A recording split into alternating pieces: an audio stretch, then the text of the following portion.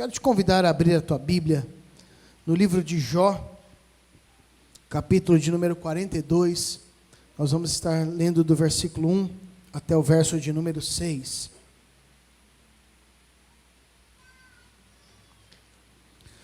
E por que falar sobre lutas e perder ou conservar a fé?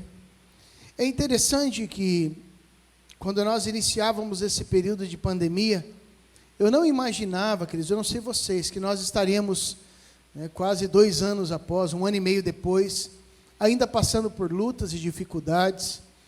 Era algo desconhecido para nós, havia muita especulação. Pouco a pouco o Senhor foi capacitando médicos, médicas e pessoas da área de saúde para nos auxiliarem, mas em meio a essa loucura de doenças, de relatos, e de interferências também políticas de todos os âmbitos, estamos nós, seres humanos normais, passando por lutas, por dificuldades, alguns irmãos perdendo pessoas preciosas, alguns ainda permanecem enlutados diante dessa circunstância, passando por lutas, passando por dificuldades. Outras pessoas, no início da pandemia, momentaneamente tiveram, e de forma superficial, seus corações tocados. Poxa, estamos passando por lutas, precisamos buscar a Deus. Mas quase como que fazendo uma barganha ou tentando ganhar um suspiro a mais de vida, sem, contudo, ter uma profundidade no seu relacionamento, um relacionamento real diante do Senhor. E pouco a pouco as pessoas acabam perdendo a fé. Talvez essa não seria a melhor expressão. Ninguém pode perder aquilo que nunca teve. Tem pessoas que dizem que creem no Senhor, mas não têm uma experiência real com Ele. Poderíamos, de outra forma, utilizar até outros textos, onde a palavra diz que até o diabo e os seus demônios creem e tremem diante do Senhor. Mas não é desta fé que eu estou falando de acreditar em algo, mas sim de experimentar. Então, se falássemos dessa fé de experimentar, não tem como perder. Por mais que nós passemos por lutas, os amados têm as suas lutas, as suas dificuldades. Todas as lutas que eu passei na minha vida, eu jamais pensei um segundo de deixar a caminhada com o Senhor, o meu relacionamento com Ele. Porque Deus, Ele está acima de todas as coisas. Mas muitas vezes, queridos, nós olhamos de forma natural, e é normal nós olharmos para pessoas, para circunstâncias, para momentos em que nós estamos no olho do furacão e começarmos a questionar: por que será que eu estou passando por isso? Aí nós temos um grupo grande e que não nos representa, de pessoas que atribuem todas as lutas a pecados. E não é novidade, no Novo Testamento, muitas pessoas diziam: está lá o coxo, quem pecou? Foi ele ou os pais? E Jesus vem e fala: não, essa não é a questão. Ele está dessa forma para que a glória de Deus se manifeste. Então nós precisamos estar muito bem cientes de que as lutas nem sempre são fruto de pecado. É por isso que nessa pandemia muitos líderes que se dizem evangélicos e cristãos se sentiram impotentes.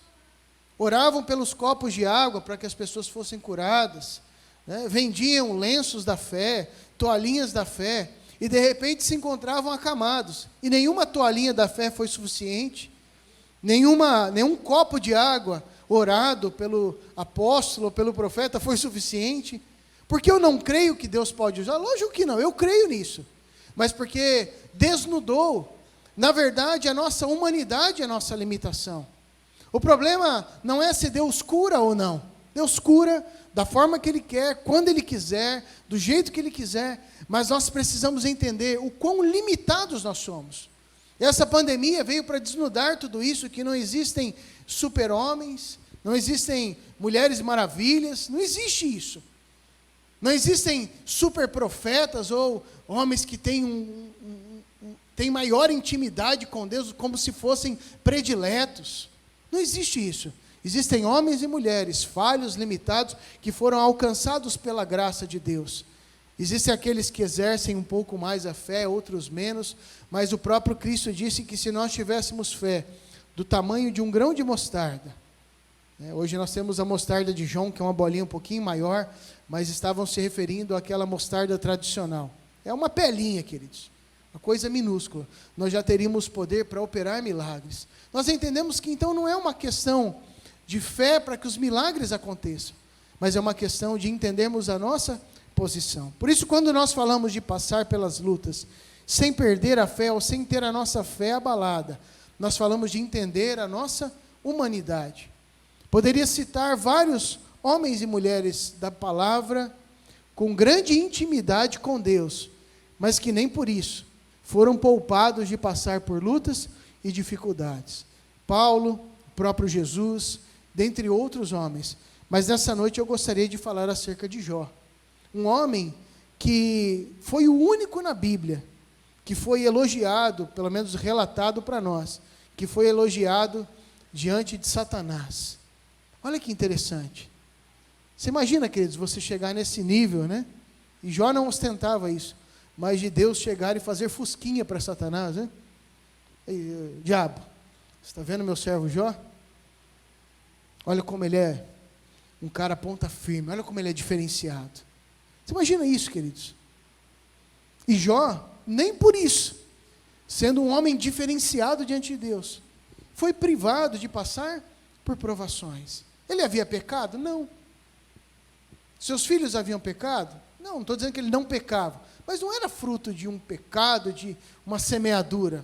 Pelo contrário, a palavra de Deus diz que Jó, ele sacrificava pelos seus filhos, mesmo sem saber se eles haviam pecado. Se porventura eles tivessem pecado, eu já estava oferecendo sacrifícios ao Senhor. Homem piedoso, justo, reto, temente a Deus, se desviava do mal, mas também foi afligido por lutas e por dificuldades. Eu quero ler com você o capítulo 42, do verso 1 ao 6, depois nós vamos ver alguns outros versículos, para que nós possamos tirar algumas lições valiosas para as nossas vidas. A palavra do Senhor, ela diz assim: Então respondeu Jó ao Senhor: Bem sei que tudo podes, e nenhum dos teus planos pode ser frustrado. Quem é aquele, como disseste, que sem conhecimento encobre o conselho? Na verdade, falei do que não entendia, coisas maravilhosas demais para mim, coisas que eu não conhecia. Escuta-me, pois havias dito, e eu falarei, e eu te perguntarei, e tu me ensinarás. Eu te conhecia só de ouvir, mas agora os meus olhos te veem. Por isso me abomino, e me arrependo no pó e na cinza. Até aqui. Amados, esta oração de Jó, ela é tão profunda, e se nós fizermos esta oração com o pleno entendimento do que estamos falando, ela se torna mais difícil ainda. Olharmos para Jó e tudo o que aconteceu com ele, quando ele diz: Senhor, bem sei que tudo podes. Nós não vamos falar sobre essa expressão especificamente, né? Mas imagine você passando por lutas, você cheio de enfermidades, depois de perder seus bens, sua família, os teus amigos, homens de fé, falando de um lado, de outro, te criticando, né? Te exortando de uma maneira não muito sensata. A esposa, neste momento de desespero, né? Olhando para Jó naquela circunstância, naquele momento de luta, mas ele sem perder a confiança, e na minha visão ela meio que olha Jó de uma forma passiva, e tentando ali dar um desabafo, ela declara: amaldiçoa o teu Deus e morre. Mas Jó, diante de tudo isso, ele traz uma leitura, e ele consegue crescer, amadurecer diante da luta, ao ponto dele dizer: bem sei que tudo podes. Bem sei que tudo podes. E essa expressão denota o pleno entendimento que Jó tinha da soberania de Deus. E em contrapartida, nós não conseguimos entender a soberania se não entendermos que nós somos seres totalmente limitados. Há muita gente, querido, que quer ser dono de Deus. Há muitas pessoas que querem colocar Deus na parede como se Ele fosse nosso empregado, como se Ele tivesse alguma obrigação. Eu estou sendo um bom moço e agora Deus tem que fazer isso. Deus não tem que fazer nada. Ele faz porque Ele quer, porque é a vontade dEle. Ele não faz porque nós fazemos ou deixamos de fazer. Ele faz porque Ele é um Deus de amor e porque Ele deseja. Mas compreender isso diante da luta, a soberania de Deus, e entender que nenhum dos planos do Senhor pode ser frustrado, significa entender que o Senhor permanece no controle de todas as coisas, mesmo que nós não entendamos. Talvez o maior momento de falta de entendimento das circunstâncias seja diante do luto, da morte, que se torna uma das maiores impossibilidades do ser humano.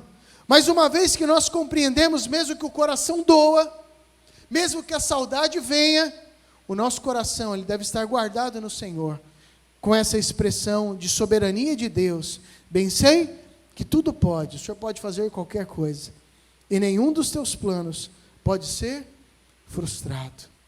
Por isso eu gostaria de, diante deste tema, como passar pelas lutas sem perder a fé, aprender em primeiro lugar, que nós devemos compreender que as lutas têm um papel de nos aperfeiçoar. As lutas e dificuldades, ao contrário do que muitas pessoas pregam, que a vida cristã não tem problemas nem lutas, as lutas têm um papel pedagógico fundamental na nossa vida. E eu quero fazer um comparativo com a nossa vida natural e terrena. Talvez a maioria dos irmãos aqui passou por lutas. Talvez a maioria não nasceu em berço de ouro aqui. Conquistou o que conquistou até hoje com muita luta, com muito esforço. Talvez há irmãos que passaram necessidade, passaram fome. E de repente nós chegamos numa altura da vida, olhamos para os nossos filhos e pensamos, poxa, eu passei por tanta dificuldade, hoje eu estou bem. Eu não quero que os meus filhos passem pelas dificuldades e lutas que eu passei. Em determinado ponto, isso é positivo. Por exemplo, há irmãos que se chegaram a Cristo posteriormente. Então eles pensam, se eu tivesse o entendimento da palavra, né? Quando eu me casei, quando eduquei os meus filhos, ou quando estava na minha juventude. Então olhamos para os nossos filhos, eu não quero que os meus filhos cometam os erros que eu cometi, aliás. Mas quando nós olhamos para as lutas da vida, nós podemos cair no engano de tentar privar os nossos filhos de passarem por problemas. Por exemplo, passarem por frustrações. Eu estava relembrando em família, e é interessante eu pensar que muitas das vezes eu passava por lutas na escola, e trazia para casa, meus pais ouviam, mas a assertiva era quase sempre essa: resolva os seus problemas que você tem na escola. Não estou falando acerca de notas, aí os pais iam, mas de problemas que eram um trabalhar nas minhas emoções, na forma que eu lidava com a inteligência emocional ali. E muitas vezes nós, nessa tentativa de privarmos, não, ele não pode sofrer. Aí eu vou lá, eu vou tirar ele desse lugar porque ele está sofrendo. Eu não estou dizendo que nós não devemos cuidar, por favor, entenda. Mas nós nos esquecemos que somos o que somos, também porque passamos por problemas. E é nesse sentido que quando eu olho para Jó, ele olha para essa circunstância. Jó teve perda material, Jó teve perdas da sua família, filhos. Jó teve perdas, e ele passava por um momento de fragilidade emocional, mas perdas na sua saúde. E além de tudo isso, ele compreendeu que este processo que ele estava vivendo não era de um Deus que estava o punindo, mas de um Deus que estava dando a oportunidade dele ser aperfeiçoado. E é nesse sentido que quando nós olhamos para a palavra, nós vemos ele declarando, como eu já disse, bem sei que tudo podes e nenhum dos teus planos pode ser frustrado. Quem é aquele, como disseste, que sem conhecimento encobre o conselho? Na verdade falei do que não entendia, coisas maravilhosas demais para mim, coisas que eu não conhecia. Jó, ele chega num momento onde o entendimento dele, a experiência dele com Deus, ele nota que era limitada. Ele nota que Deus é muito maior do que ele achava que era, em todo o seu conhecimento. E nós estamos falando de um homem reto, temente a Deus, que se desviava do mal. Nós não estamos falando de um religioso, de um homem que realmente servia ao Senhor, mas que chega num determinado momento e identifica: o meu conhecimento acerca de Deus é limitado. Deus é muito maior do que eu conheço. Chega um determinado momento da vida que ele identifica: falei muitas vezes daquilo que eu não entendia, coisas maravilhosas demais para mim. E não tem problema algum em reconhecer isso. Eu posso olhar para trás e ver diversos momentos que eu falei daquilo que eu não entendia acerca do Senhor, porque eram coisas maravilhosas demais para mim. Talvez daqui a 10 anos eu vou olhar para trás e falar: poxa, naquela época eu também falei coisas que eu não conhecia. Porque trabalhar e caminhar na presença do Senhor é um eterno aprendizado. Quando Jó, ele passa pela perda familiar, pela perda financeira, pela perda da sua saúde, ele, em outras palavras, ele entende o que era mortificar a sua própria carne. E eu gostaria de deixar essa expressão: quando nós passamos por lutas e dificuldades, o que vem à tona é o nosso eu gritando, porque perdemos o controle. Mas como cristãos que somos, diante desta mesa da cruz de Cristo, precisamos entender que o nosso eu tem que morrer. Fazendo uma ligação com o Novo Testamento, precisamos entender que nós estamos crucificados com Cristo. Já não somos mais nós que vivemos, mas é Cristo que vive em nós. Logo eu compreendo que o meu eu ganancioso precisa morrer. Jó, muito bem sucedido, rico, com muita prosperidade do Senhor, mas diante da perda ele entendeu: poxa, o eu ganancioso também precisa morrer. Na presença do Senhor, diante da cruz de Cristo, não há espaço para ganância. O eu culpado, muitas pessoas se sentem aprisionadas, não conseguem perdoar a si mesmas. O eu culpado também tem que morrer. O eu aflito, a aflição natural do ser humano faz parte, mas quando ela começa a dominar a nossa vida, se tornando desespero, se tornando ansiedade demasiada, eu entendo também que o eu aflito diante da luta precisa morrer, porque nós precisamos confiar no Senhor. A luta é o lugar da morte do eu religioso. O eu que conhece o Senhor apenas de ouvir falar, tem um entendimento intelectual acerca de Deus e das coisas espirituais, mas não tem uma prática diante do Senhor. O eu orgulhoso, ele morre diante das tribulações. Todo orgulho dá lugar a uma humildade, pois afinal de contas, somos levados de um lado para o outro. Quem já esteve internado no hospital sabe muito bem disso. A sensação de impotência, sendo cuidado. Um dia, nós vamos, nos levantamos, trocamos de roupa, fazemos tudo, de repente estamos sendo cuidados. E não há mal nenhum nisso.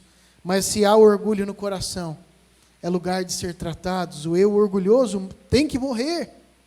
O eu medroso, medo, até um certo ponto ele é protetivo. Por exemplo, quando eu chego perto de um lugar, de um abismo muito alto, eu tenho medo de cair. E este medo é o que me protege de não morrer. Mas se eu a todo momento estiver andando, será que aqui eu vou ser assaltado? Será que eu vou morrer?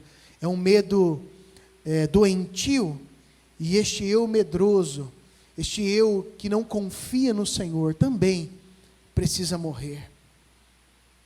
O eu controlador, talvez esse seja um dos maiores desafios. Perder o controle. Aliás, entregar o controle nas mãos do Senhor. Quando nós estamos diante de lutas e entregamos o controle nas mãos do Senhor. Aqui eu não estou dizendo para sermos passivos, não estou dizendo para sermos nécios, mas quando nós entendemos que o Senhor pode todas as coisas, e ao mesmo tempo nenhum dos planos dele pode ser frustrado. entendemos o processo pedagógico das lutas, entregamos o controle da nossa história nas mãos deste Deus, que pode todas as coisas e que sonha as nossas vidas.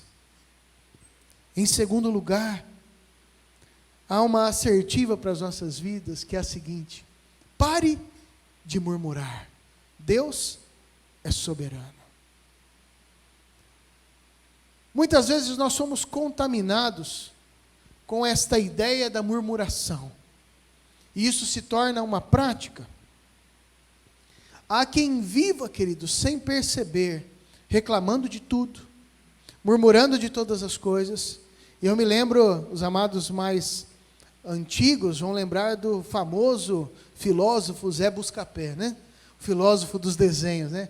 Ó céu, ó vida, tinha um outro da raposa, e o Zé Buscapé só ficava assim, murmurando, né? E há pessoas que são assim.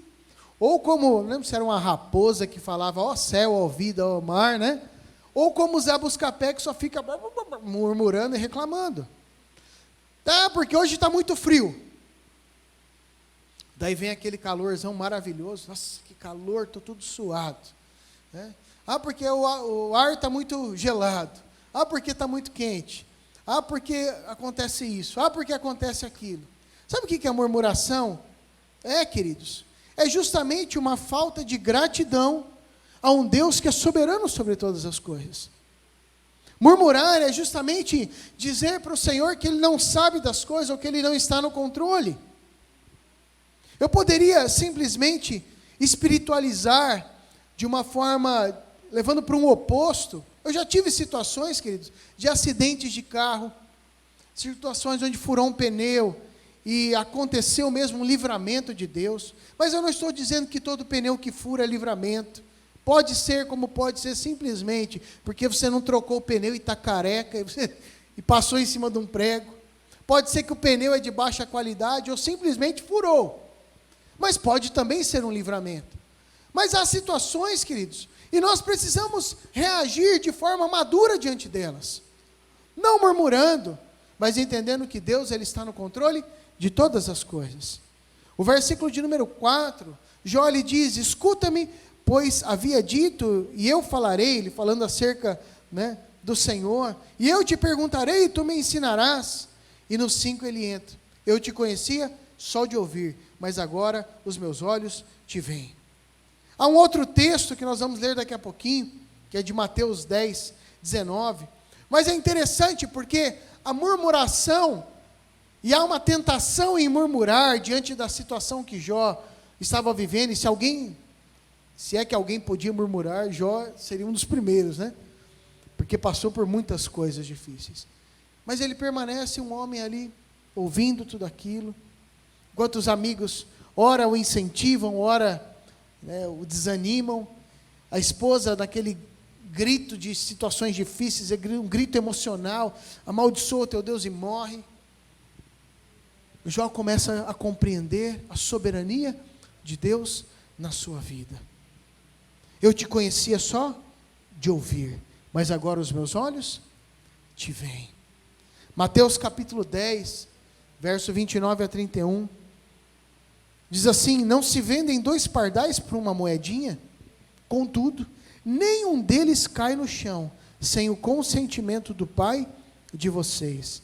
Até os cabelos da cabeça de vocês estão todos contados. Portanto, não tenham medo, vocês valem mais do que muitos pardais. Está certo que tem irmãos que é mais fácil de contar a quantidade, né, queridos? Porque com o passar do tempo, né, os cabelos vão indo, né?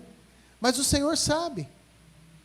E aqui, nessa expressão que narrada pelo evangelista Mateus, falando acerca de um exemplo natural, que até os nossos fios de cabelos estão contados, denotando justamente este cuidado. Se Deus ele não permite, se não há um passarinho não morre sem que haja autorização do Senhor, se um fio de cabelo não cai sem a autorização, a permissão de Deus, nós que valemos muito mais do que os pardais, precisamos ter medo? Precisamos sim murmurar, queridos? Diante da vida, diante da saúde. Eu não estou dizendo que isso não acontece. Eu não estou dizendo que muitas vezes não vem aqui para murmurar, e às vezes a gente acaba murmurando. Mas eu estou dizendo que cada processo desses é uma oportunidade de nós crescermos. E ao invés de murmurarmos, demonstrarmos o quanto nós dependemos deste Deus soberano. E em terceiro e último lugar, eu quero te dizer que Deus, Ele não te esqueceu. Deus não me esqueceu, não esqueceu de você. Ah, pastor, parece que Deus não está me ouvindo, parece que eu não estou conseguindo alcançar ou ter este relacionamento. Eu quero te dizer que é coisa da tua cabeça, porque o nosso Deus, Ele está vivo, Ele ouve as nossas orações, não há uma oração mais poderosa que a outra. Deus, Ele não esquece de nós. Mesmo Jó, diante daquela circunstância, a palavra de Deus não narra quantos foram os anos que Jó passou, exatamente, passando por essas lutas, mas pense com você, das perdas, de todos aqueles momentos, até a restituição da sorte de Jó. Eu não sei quantos foram os dias que ele passou aflito, mas quando nós olhamos para o versículo de número 10, deste mesmo capítulo que nós lemos no início, diz a palavra de Deus que mudou o Senhor a sorte de Jó, quando este orava pelos seus amigos. E o Senhor deu-lhe o dobro de tudo o que antes possuíra. E aqui há alguns detalhes. Deus não esquece de Jó. Mas enquanto Jó fica focado no seu próprio umbigo, na sua própria vida, enquanto Jó fica focado nos seus pormenores, e há momentos que são importantes, nós revemos, fazemos uma autoanálise, mas nada acontece de mudança na vida de Jó. Quando Jó compreende a soberania de Deus, bem sei que tudo podes, nenhum dos teus planos pode ser frustrado. Falei demais, mas falei daquilo que eu não entendia. E Jó começa a orar pelos seus amigos, que estavam com sua fé abalada diante daquela circunstância que ele estava passando. Diz o texto que o Senhor muda a sorte de Jó. Isso aqui é fantástico, queridos, porque diante do Senhor não há espaço para egoísmo. Quando ele ora pelos seus amigos, amigos que inclusive atrapalharam em alguns momentos, o Senhor restaura a sorte de Jó. Sabe por quê? Porque o eu ganancioso, culpado, aflito, religioso, orgulhoso, medroso, controlador, já havia morrido. Jó não estava mais com o coração voltado para essas questões. Talvez eram coisas mínimas, mas Jó então, mesmo naquela circunstância difícil de enfermidade, ele tem empatia para com seus amigos. Ele começa a analisar: eu falei demais daquilo que eu não conhecia, eu não entendi a soberania de Deus neste nível, e eu vejo que meus amigos também não entendem. Vou orar pela vida deles. E o Senhor restaura. Diz no verso 12, que assim abençoou o Senhor o último estado de Jó, mais do que o primeiro, porque veio a ter 14.000 ovelhas, 6.000 camelos, 1.000 juntas de bois, 1.000 jumentas. Também teve outros 7 filhos e 3 filhas. Chamou o nome da primeira Gemima, do outro Késia, terceira Queren-Apuque. Versículo de número 15. E em toda a terra, aquela terra não se acharam mulheres tão formosas como as filhas de Jó. E seu pai lhes deu herança entre os seus irmãos. E depois disso viveu Jó 140 anos, e viu a seus filhos, aos filhos dos seus filhos, até a 4ª geração. Com essa descrição, o autor, ele está querendo dizer que Jó teve uma vida próspera, uma família abençoada, uma família frutífera. Eu quero te dizer que isto não apagou as dores que Jó havia passado. Dinheiro a gente ganha de novo. Bens materiais nós ganhamos de novo. Jó perdeu filhos, mas quando ele entende a soberania do Senhor, o processo de luto trouxe cura. Deus curou as dores de Jó. Jó sentia saudades? Com certeza, queridos. Mas o Senhor o fez frutificar novamente nesta área. Não significa que nós não teremos cicatrizes. Cicatrizes mostram as vitórias que nós tivemos, mas significa que o Senhor nos dá graça de amadurecer, de vencer. Hoje nós podemos ter a convicção de que Deus não se esquece de nós, que se estamos passando por lutas, uma luta mais profunda do que os outros, é porque há um processo de Deus que pode ser aproveitado aqui, para que possamos amadurecer. Talvez você fale, pastor, está demorando para passar. Não foque no tempo. Estamos numa geração de pessoas imediatistas. Se preocupe em viver com o Senhor. Talvez quando você menos esperar e estiver orando por outras pessoas, entendendo a soberania de Deus, o poder deste Deus que não tem sonhos frustrados, o Senhor pode agir e mover poderosamente. Eu não estou aqui para te dizer que você vai ser muito abençoado financeiramente. Isso cabe ao Senhor.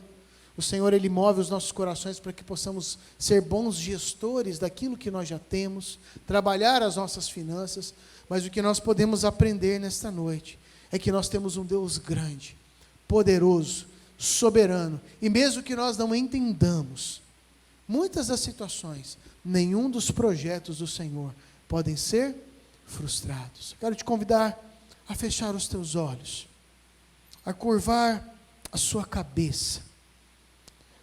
Talvez você entrou aqui angustiada, preocupado, triste. Talvez você entrou aqui em paz, já compreendendo que Deus, Ele é soberano. Mas eu quero que você aproveite este tempo para falar com o Senhor. Talvez o Senhor tenha trazido neste momento ao teu coração pessoas para que você ore. Talvez quando nós estávamos falando aqui sobre a restauração da sorte de Jó, enquanto ele orava pelos amigos, o Espírito Santo trouxe à tua mente, neste exato momento, pessoas para você interceder. Gostaria que você aproveitasse esse momento para orar.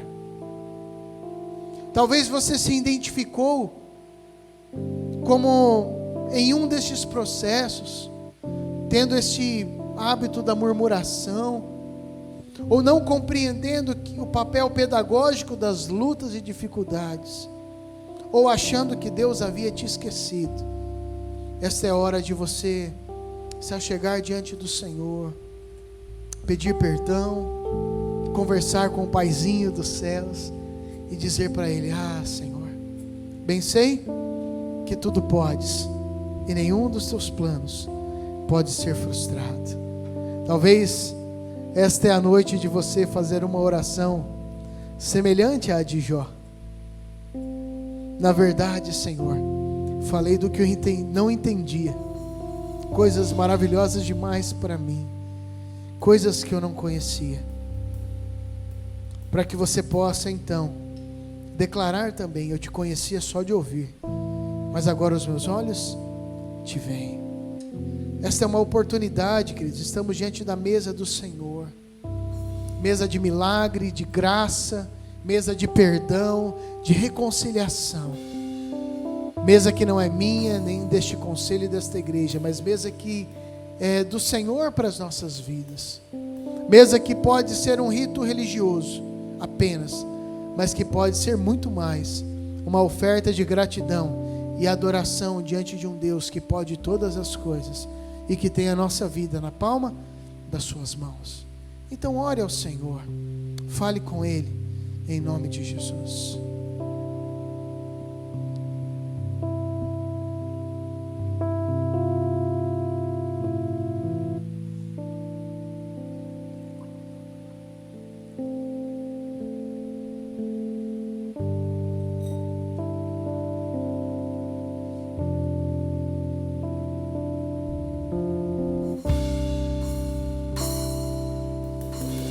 Senhor, aqui está a tua igreja. Estamos diante da tua mesa.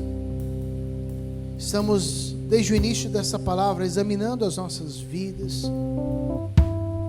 E diante do Senhor, pedimos perdão por muitas vezes falar demais, murmurar demais, ou pelo simples gesto de murmurarmos, como se o Senhor tivesse perdido o controle de algo.